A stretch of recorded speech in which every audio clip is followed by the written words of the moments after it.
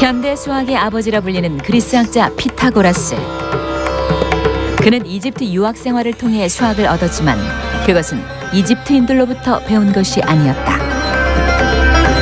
바로 이집트의 피라미드를 통해 발견한 것이었다. 만약 피라미드가 없었다면 지금의 수학과 현대 문명이 존재할 수 있었을까? 피라미드는 아직도 우리에게 질문을 던지고 있다.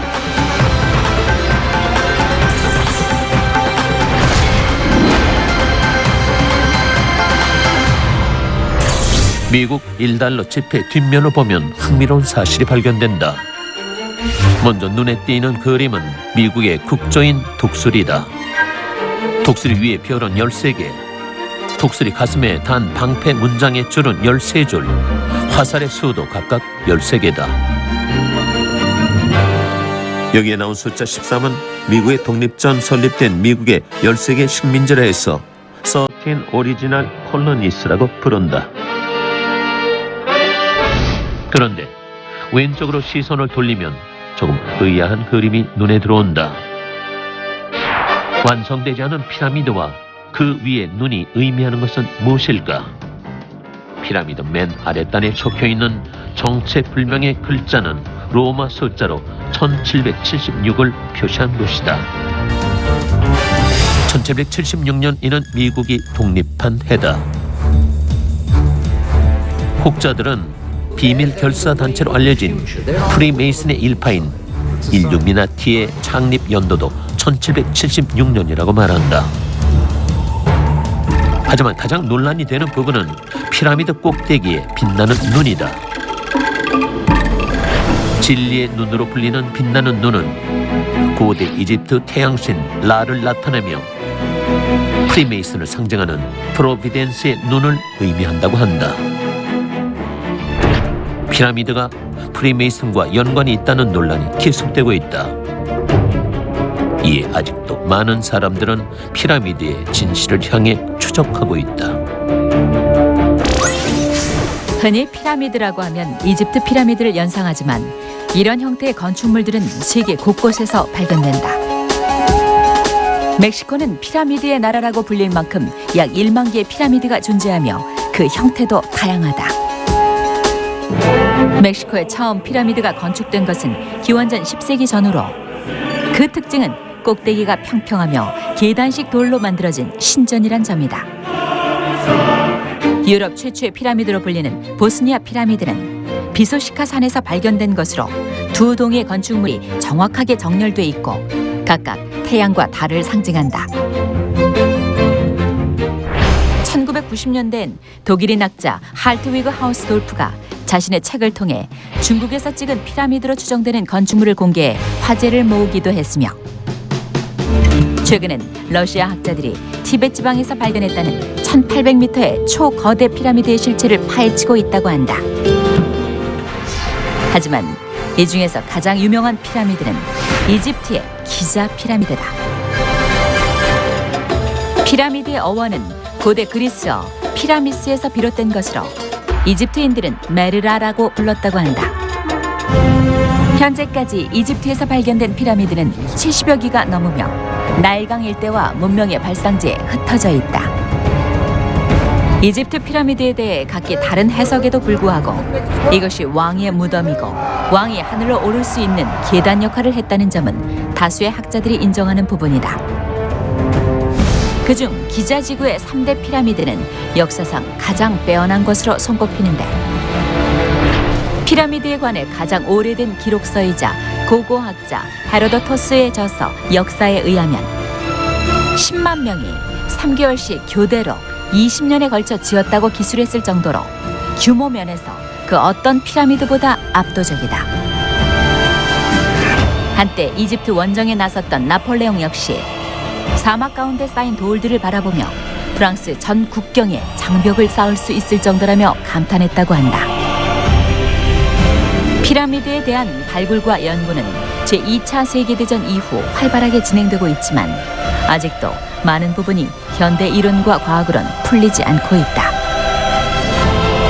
수천 년의 역사를 넘어서 현대 문명을 비웃기라도 하듯 여전히 당당한 위용을 뽐내고 있는 피라미드.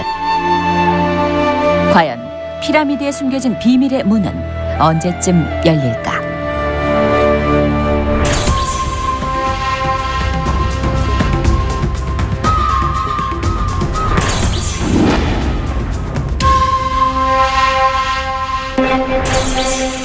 현재 지구상에 서 있는 단일 건축물 중 가장 부피가 크고 가장 무겁다. 4,500년이 지나도록 무너지지 않고 서 있는 건축물이며 아직도 내부가 다 밝혀지지 않았다. 현대를 포함해 세계 역사상 가장 정밀한 계산과 공법하에 건축됐다. 이집트 기자 지역에 서 있는 쿠프의 대피라미드는 고대라는 시대적 한계를 뛰어넘어 현대인들에게 답보다 더 많은 질문을 던지고 있다. 먼저 피라미드를 구성하고 있는 돌들에 관한 의문이다. 마치 칼로 자른 듯한 6면체의 돌들은 높이 1m, 길이 2m의 크기로 2.5톤. 피라미드 하나에 들어간 돌은 250만 개, 전체 무게는 625만 톤에 달한다. 고고학자 헤로도토스의 주장대로 20년 동안 매년 3개월씩 공사를 진행했다면 하루에 1000개의 바위 블록을 쉬지 않고 쌓아야 한다. 즉 1분에 2.5톤에 달하는 돌을 1개 이상 작업해야 한다는 것인데 현실적으로 가능한 일일까? 더구나 작업 과정에서 무너지지 않도록 정확한 측량과 계산이 끊임없이 이루어져야 한다는 점에선 더욱 불가능한 일이다. 피라미드 내부로 들어가면 외부에 사용된 석회암과는 다른 화강암으로 구성되어 있는데 특이한 점은 일부 면에서 돌을 자르기 위한 톱과 드릴의 흔적이 발견됐다는 점이다. 피라미드가 건축된 시기는 신석기를 지나 청동기 시대로 돌을 자를 만한 톱은 존재하지 않았을 때다. 일부 학자들은 청동기에 다이아몬드를 연결해 톱으로 사용했을 가능성을 제기했지만 이를 뒷받침할 만한 자료나 증거는 없다. 둘째, 영생불멸을 꿈꾼 파라오들을 위한 사후 왕궁으로 여겨졌던 피라미드가 실제 왕의 무덤이었는가에 대한 미스터리다. 서기 818년 아랍 세계의 지배자 칼리프 알마문은 가난한 재정을 메우기 위해 쿠프 왕의 피라미드를 도굴한다. 도굴꾼들은 입구를 부수다 정식 통로를 발견했고 그 길을 따라 중심부에 들어서자 길이 10.5m, 폭 5.2m, 높이 5.8m의 현실이 나왔다고 한다. 하지만 그곳엔 도굴된 흔적이 없었음에도 뚜껑 없는 석관만 있을 뿐 미라와 부장품, 그 흔한 벽화도 없었다고 한다. 때문에 피라미드의 용도가 왕의 무덤이 아닐 것이라는 설도 있다. 특히 일본 고고학자 요시무라 사쿠지는 피라미드의 배치에 주목했다. 그는 기자 피라미드들 중 가장 작은 제3 피라미드를 2배로 확대시켜 본 결과 제1, 2, 3 피라미드의 대각선이 일직선으로 연결됐고 그 선을 스핑크스 앞에 있는 신전과 잇자 직삼각형이 나왔다고 한다. 쿠프 왕은 이 직삼각형 안의 공간에 내세의 생활을 경험하는 가상 낙원을 만들고 왕위 즉위식과 같은 의식을 거행하려 했으며 정작 쿠프 왕의 미이라는 대피라미드 근처에 묻혀 있을 것이라고 주장했다. 이 외에도 오리온을 숭배해 지상에 만든 오리온의 재현이다, 고대 천문대다라는 다양한 가설이 제기됐지만 그 어떤 것도 정확하게 밝혀진 것이 없다. 마지막으로 피라미드 내부 공사에 대한 수수께끼다. 피라미드 내부에 만들어진 복잡한 터널과 통로들은 어떤 빛의 의지에 작업한 것일까? 실제 대회랑의 수십 미터가 넘는 복도의 양쪽 끝 폭의 차이는 7mm에 불과할 정도로 정교하게 건축됐는데 피라미드 내부에 빛이 들어오지 않는다는 점을 감안할 때 의문은 증폭된다. 거기다가 터널 어디에서도 횃불을 사용한 거칠의 흔적은 찾아볼 수 없다. 결국 학자들은 작업 시에만 횃불을 사용하고 피라미드가 완성된 뒤엔 모든 빛을 차단했다라는 새로운 의견을 내놓았다. 하지만 피라미드의 천장과 벽면의 성물을 조사한 결과 조금이라도 남아 있어야 할 그름과 연기의 성분은 보이지 않았다. 이에 몇몇 학자들은 고대 이집트인들이 통풍이 안 되는 피라미드 내부 환경을 고려해 연기가 나지 않는 무연 촛불을 사용했을 것이라는 가설을 제시하기도 했고, 조립식 거울을 이용해 태양빛을 끌어왔을 것이라는 의견을 내기도 했다. 하지만 그 어떤 것도 입증하지 못했다. 수많은 미스터리로 둘러싸인 피라미드 때문에 심지어 인간이 아닌 제3의 존재가 관여했을 것이란 주장까지 제기되면서 또다시 피라미드는 미궁 속으로 빠지고 있다.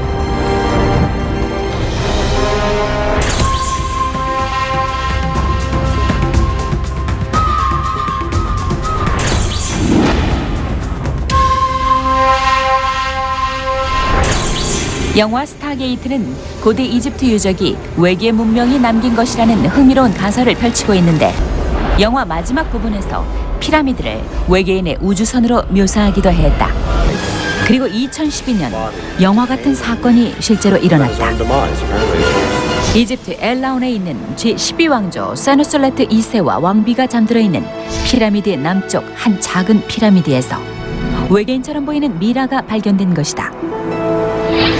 2000년 전의 것으로 추정되는 미라는 금장으로 장식된 관 안에 식별할 수 없는 이상한 물체와 함께 매장돼 있었다고 한다.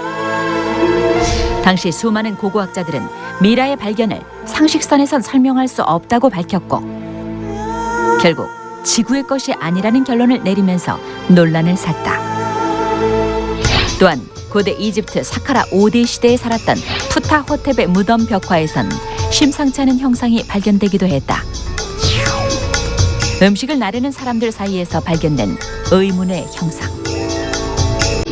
이는 사막 한가운데에 건설된 피라미드에 고도의 지능을 가진 외계인이 관여한 것이 아니냐는 의혹을 불러왔는데, 과연 피라미드는 인간이 아닌 다른 어떤 존재에 의해 만들어진 것일까? 피라미드가 지구를 방문한 외계인들에 의해 쌓아 올려졌을 것이란 주장은 최근 기자 피라미드 건축에 참여한 사람들의 작업 일지가 발견되면서 일단락됐다. 3개월 작업 분량에 달하는 그 작업 일지에 따르면 나일강과 그 지류들을 이용해 약 10km 떨어진 기자로 석회암 덩어리를 옮기는데 약 4일이 걸렸다고 한다. 또한 쿠프의 이복 형제인 앙하프가 쿠프의 대피라미드 건설에 참여했음이 새롭게 드러났다. 피라미드의 외계인 건축술 외에도 피라미드를 둘러싼 미스터리를 풀어주는 반론들이 존재한다. 우선 한 줄기 빛도 통하지 않는 암흑 속에서 어떻게 내부 작업이 이루어졌는가에 대한 단서다. 마치 한 남자가 뭔가를 작업 중인 사람들에게 알 수 없는 장치로 빛을 비추는 고대 이집트 벽화에서 그 실마리를 찾을 수 있는데, 이를 근거로 학자들은 놀라운 이론을 제시했다. 바로 고대 이집트인들이 전기를 이용해 전구의 빛을 만들어냈다는 것이다. 그들의 주장에 의하면 벽화 속 그림이 전구의 구조와 정확하게 일치한다는 것이다. 이온 가스, 방출 전자, 소켓과 전선, 배터리와 절연체 등이 전구처럼 보인다. 하지만 이집트 유물에선 전기를 만들어냈을 법한 단서가 발견되지 않았다.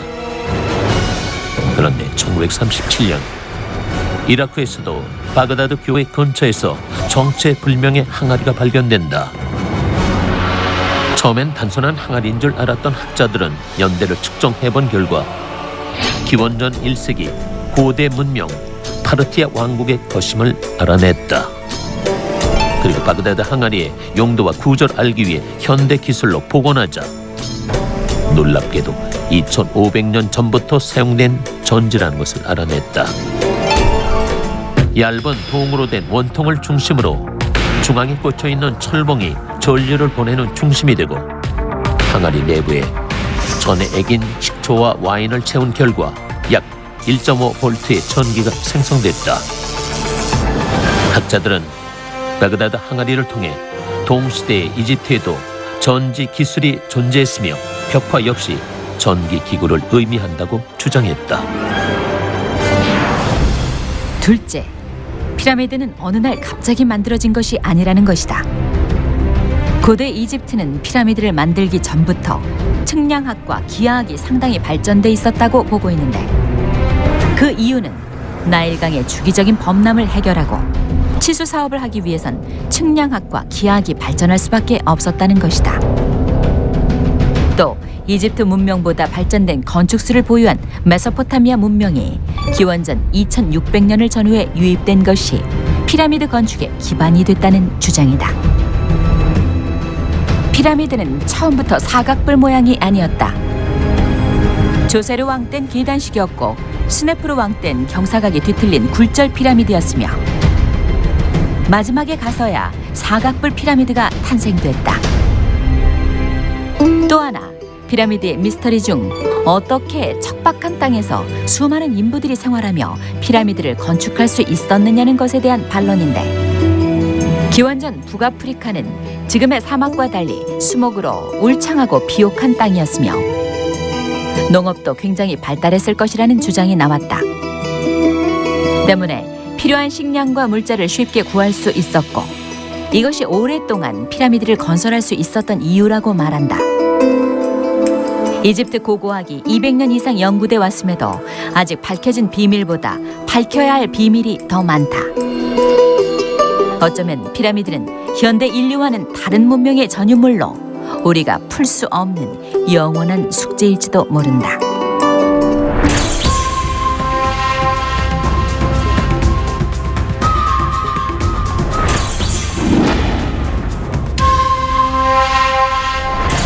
수많은 보물과 함께 피라미드 속에 묻힌 파라오들은 영원한 휴식을 얻을 수 있을 것처럼 보였다.